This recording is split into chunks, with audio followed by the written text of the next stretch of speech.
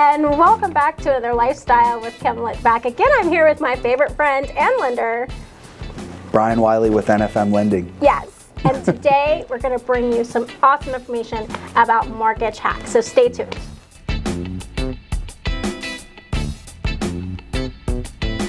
So welcome back, Brian. Yeah. It's been a little while since we've gotten together. I know. How have you been? I've been great. How have you been? I'm surviving. I can't complain. I hear you're pushing the Girl Scout cookies. Oh, yeah. So you guys want to buy some Girl Scout cookies? Since We got I've your been dealer. here, I think he's sold multiple boxes, and he's going to be bringing balloons to the office very soon. With a smile on my face, smile. too. Yeah. So I thought it would be fun to get together and just give folks, I don't know, like a few mortgage hacks. Yeah. You know, Absolutely. obviously the big buzz right now is about interest rates and things like that, but I think it's a bigger picture and knowing how your mortgage works and how you can actually make your mortgage work for you. Yeah, one of the big ones right now that I'm noticing, and I have this conversation with clients, is look at possibly a bi-weekly payment versus a monthly payment, right? So the nice thing about a bi-weekly payment is you can get 26 payments in, basically, 26 partial payments. Okay. Right, so what that's going to do, instead of paying 12 full payments, you're going to get 26 partial payments. That's going to shave roughly about 7 years off your mortgage just by doing that. Wow, that's amazing. Yep. Yeah. Huge. And with folks living in their homes longer than we ever have before, I mean, let's face it, how we live in our homes has completely changed in the last couple of years, and we're staying longer and making our homes work for us, and that can seriously, I mean, that can allow somebody then to really apply to their retirement and to have a full life. Absolutely. Yeah. And another good one, that one's fantastic. Yeah. I mean, to save like 7 years, I mean, I'm sorry, but that's major. That is. Allows you to do things for your home that allows you just to live the way you want to live. Exactly. You know, freeze up that income. Yeah. And it's not like a huge payment at the end of or like at the beginning of the month, right? It's just like, now we're talking little partial payments. So instead of it being a $1,000 payment, now it's just, $500. Right. Yeah, absolutely. And so I know a lot of folks, I mean, to get into homes, sometimes don't have a huge down payment and they get what's known as PMI in the industry, private mortgage insurance. Absolutely. Can you talk a little bit about like hacks for that? Yeah. So private mortgage insurance, like if you're doing a conventional loan, if you're putting less than 20% down, you're going to have private mortgage insurance. If you do an FHA loan, you're going to have mortgage insurance for the life of the loan. With USDA, you're going to have mortgage insurance for the life of the loan as well. So what you can do, and what I'll talk to with clients, is we have two things that happen in this market, right? So when you go into contract, you close on that house, you have your loan amount, right? So what you can do is you can make that monthly payment and that'll be paying down on your principal. But what's also happening is your houses are appreciating, right? We've only had 2 times in the last, 100 years where house prices have depreciated, and that was in 2008, and then before that it was 1922. Wow. So you got 2 things happening there that's covering that spread of basically what we call is your loan to value. Okay. Right, so that's how much your loan is versus what the value of the house is. Okay. Right, so as that house price appreciates and you pay that principal down, that gap opens up. So what we do is we will refinance somebody once they have more than 20% equity in the house. Okay. And what we'll do is, instead of waiting that 11 years traditionally, at least, for mortgage insurance to fall off, we can do that refinance early because the house price is appreciating and you're paying that principal now. So we can do that option as well. And then if you're in an FHA product, we'll do the same thing, because a house is a nice long-term debt to have on your credit report. Yes. So shows you're responsible. Exactly. Yeah. So what you'll do is you can once we get that gap with you having an FHA, most likely your credit score is going to be going up as well. Right. So once we get that credit score high enough, we got enough equity in the house, boom, we'll look at switching you over and we'll do a refinance into a conventional, and again, waiving that mortgage insurance. That's awesome. So, and mortgage insurance has got like the scary word to it. Yeah. Mortgage insurance in itself is actually really inexpensive. Yeah, it's very cheap. Yeah, compared to what you would have to do for like a down payment, which is thousands of dollars. It's literally half cents on a dollar. Yeah, exactly. And it's, we're talking, you're talking anywhere between $50 a month, $50. I've even had it down to where it's 20 some odd dollars a month. Yeah. And then, you know, it goes up to, like, if we're looking at FHA, obviously it depends on the price of the house. USDA, it depends on the price of the house. Yeah. With conventional, it depends how much money you're putting down. Sure. So, like, if you put 5% down, your mortgage insurance is going to be a little bit higher versus if you put 10% down. You know, it's based on risk. Sure. Mortgage insurance, yeah, there's a stigma that mortgage insurance is very expensive. Yes. It's not as expensive as it used to be. It's really not. No. It's always shocking when I see what's known as your settlement statement when you're getting ready to close and you realize just how inexpensive it really is. And all it does is it just ensures the mortgage that if for some reason, like you said, you're taking on that risk, if something were to happen and someone doesn't fulfill their obligations to pay it. Absolutely. Yeah. So that's awesome about PMI. And so the next thing you were just talking about, that's really interesting. What was that? So I was talking about if you purchase a multi-unit, right? So if one option that you have is you could buy a multi-unit, because there's different types of properties that you can buy. You can buy a primary residence, you can buy a secondary home or a second home, or you could buy an investment property. Now what's cool with a multi-unit is you could really kill two birds with one stone with this. Right? Because you have a primary residence because you're living in one of the units, but you can also rent another unit out. Yes. So, like if you're looking at a VA loan, you can buy a multi-unit with no money down. Yeah. Right? With FHA, you can buy a multi-unit with 3.5% down. Right? And obviously with conventional, you can go as little as 3% down with a multi-unit. Or actually, no, sorry, with multi-units 5. Yeah. There's lots of options there. And then what you can do is you can turn around and rent that other property out, or that other unit. Yep. And in essence, depending on what the interest rate is, what your monthly payment is, they can pay that mortgage for you, or a good chunk of it. Yeah, and for a wise investment, which, you know, if you work with me on investments, you'll hear a lot about cap rate and rate of return and that sort of thing. So you usually want to make sure that one unit is paying for the mortgage and the other one is gravy. And the other one you just happen to be living in. That's how you create wealth in real estate and provide better for your family. Plus, if you're like me, I've never been the roomie girl. I'm not someone who's going to be your roommate. You know, when I was younger, I was like, nope, I got this all on my own. Someone doesn't actually have to live inside of your residence for you to benefit from it. You have your own separate spaces. You don't have to worry about what they're doing. So that's really, really awesome and forward thinking. And I like, the biggest thing I look at, like I love talking about VA. VA is my passion, VA loans. Yes. Like I love for a veteran to be able to build an investment portfolio. And that's a great way to do it. No money down, right? It's your entitlement. We're both veterans, so that is always something that's very near and dear to our heart, to allow our veterans to be able to, I mean, they've already sacrificed so much for our family and for our country, so we want to make sure that they begin building that wealth so they don't have to worry about things on the back end. Absolutely. And they're taken care of. Gravy. They're taken care of. Absolutely. That's awesome. So, obviously, really, really awesome to take care of our veterans. And the next thing, though, that's really awesome is the refi option. Yes. Which, to couple it off, you guys are doing some really awesome things with that. Absolutely. That's benefiting from my clients as well and so many others. But yeah, talk about that a little bit. Yeah, so I'll talk about the rebate that we have going on right now. The rebate, you know, the thing that we have going on right now. Yes. So, but basically what happens is if you get into contract by the end of March, you have 5 years that you can refinance with us, and if you refinance within those 5 years, we're going to waive all of your lender fees and we're going to credit you an appraisal. So you're not paying for the appraisal. That's saving thousands of dollars. So if interest rates come down, that's just, I mean, you're already buying a home based on your monthly payment anyway, on where you are comfortable now. So then when you refi to a lower interest rate, that's again, it's just gravy. It's just gravy.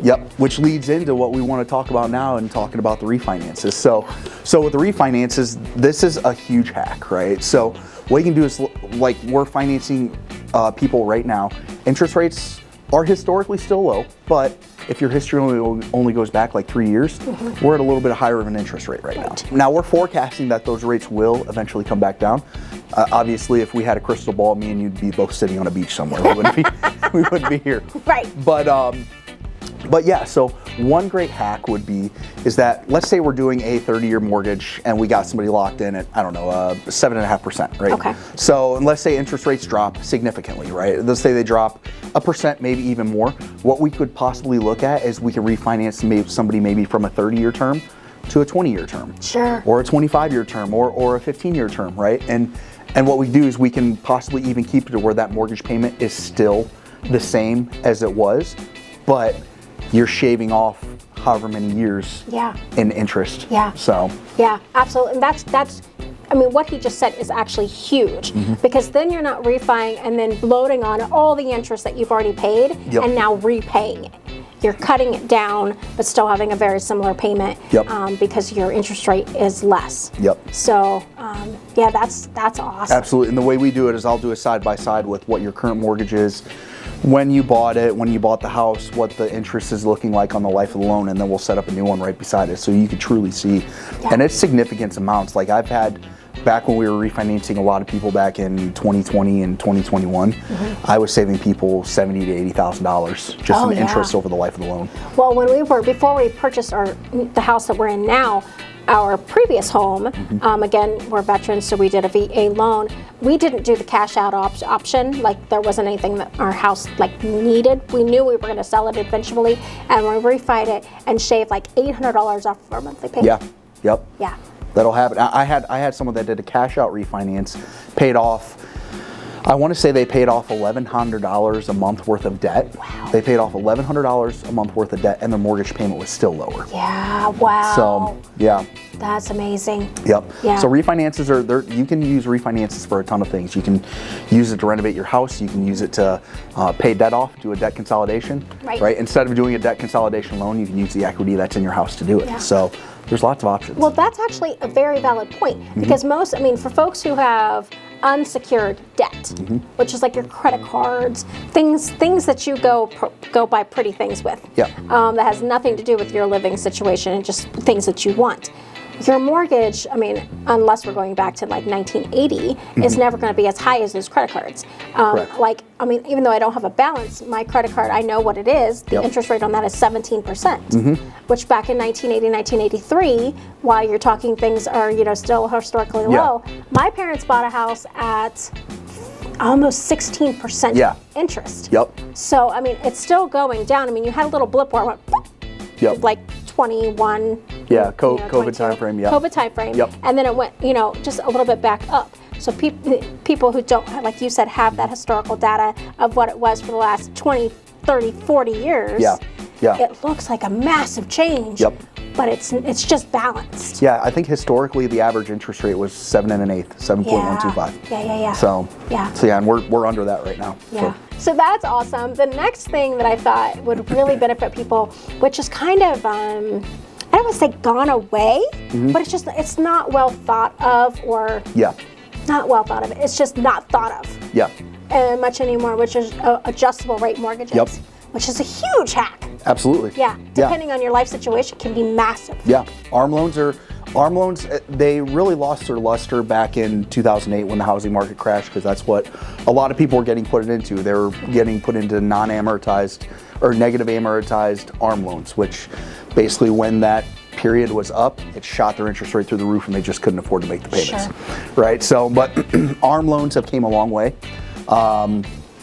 So adjustable rate mortgages are a great product if you know you're going to be in the house for a certain time frame, or if you just want that lower payment, right? So with an arm loan, basically what it is you have your most common ones are 3-1 arms, 5-1, 7-1. Some places even go up to 10-1 arms, right? So basically what that means is for the first 3, 5, 7, 10, depending on what your loan term is, your interest rate will be fixed, and then from there, depending on the terms, it will go up. Right. Traditionally, they say up or down, but let's be real, it's never really down. Right. So the nice thing with these arm loans is, let's say, like I'll use VA as an example, right? Like let's say you have somebody on military orders, right?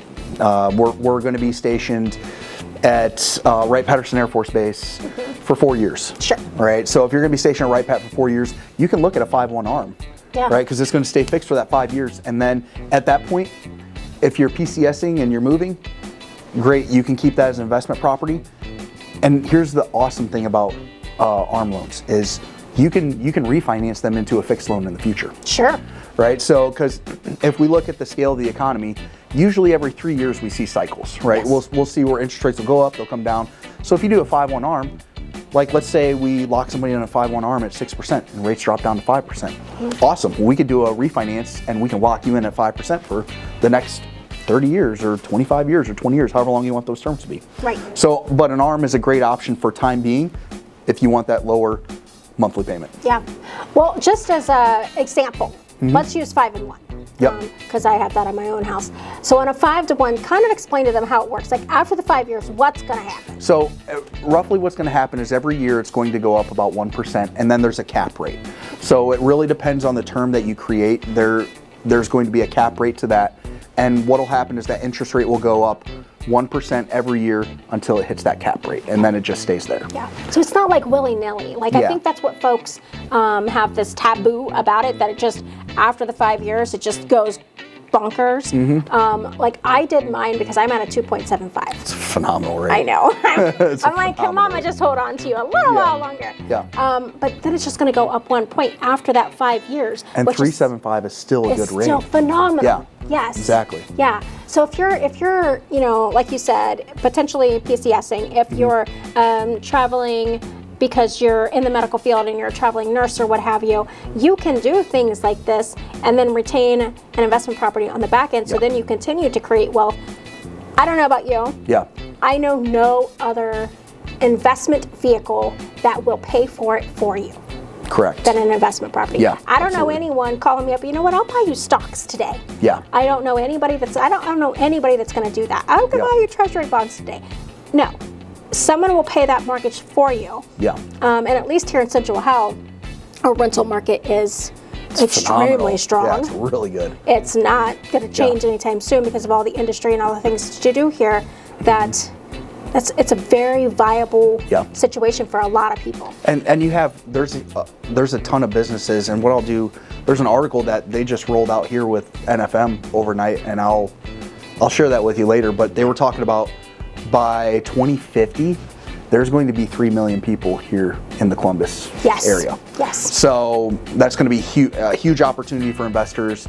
You know, obviously with a lot of people coming in, most people don't buy right away. Right. It's, hey, let's rent, let's figure out the areas, then we're going to figure out where we want our forever home to be, right? So, so it's a great opportunity for investors. Plus, I mean, you look at the infrastructure that's coming in here to Cleveland or Columbus and the surrounding areas. And we've got the Intel plant that's going out west. I know, It's over by me. Yep, over by you. And then I know Honda just passed I want to say it was a $2.1 billion. Wow. Yeah, so they're improving the East Liberty plant in Marysville, Ohio, and then they're building a whole EV battery plant down in Southern Ohio as well. Wow. So, I mean, yeah, Ohio seems to be the hot place where businesses are starting to come well, they're into. calling us the next Silicon Valley. Yeah, I'd agree with that. Yeah, so, well, thank you so much for tuning in, guys. If nothing else, this is a fantastic reason to not only stay in touch with your realtor, most importantly, your lender, and have that relationship with them so you know what's actually happening in the world of mortgages and things like that, so you can do the best things for your family. There is still a way to enjoy the American dream, and there's smarter ways to enjoy the American dream. And hopefully we've shared some of this with you today. Until next time, thank you so much, Brian. It was good seeing you as always. Yes, go push those Girl Scout cookies. Yes. And with a smile on my face. with a smile on your face. And thank you for tuning in. Until next time. See you guys. See you guys.